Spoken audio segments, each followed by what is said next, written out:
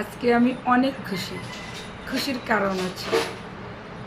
যদি আপুরা একটা কথা বলি আমি, যদি আপনার ভালোবাসার মানুষটা আপনার কাছে আসে, আপনার মনটা খুশি হবে না বলেন তো?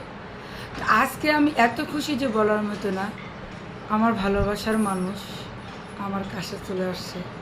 আর ভালোবাসার মানুষটা যদি আপনাকে ভালোবেসে কাছে এসে আপনাকে অনেক সম্মান করে, অনেক ভালোবাসে, অনেক কেয়ার করে আপনাকে নিয়ে, তাহলে কি আপনি খুশি হবেন না? আপনারা বলেন তো আপনারা। আর বন্ধুদের উদ্দেশ্যে বলি যে বন্ধুরা, যদি আপনাদের ভালোবাসার মানুষ কাছে পান, আপনাদের কেমন লাগে আমি জানি না, কিন্তু আমি বলতে চাই যে আমার মতন সবাই খুশি হবেন।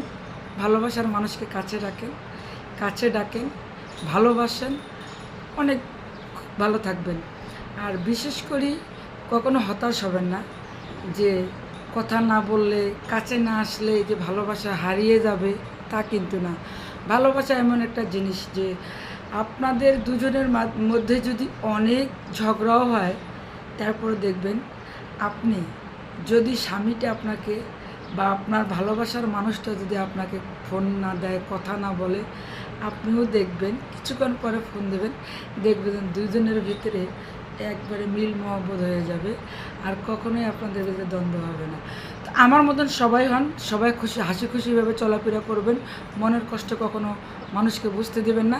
দেখবেন যে মন থেকে আপনারা অনেক খুশি থাকবেন।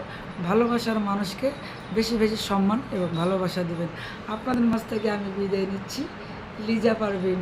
সবাই ভালো থাকবেন।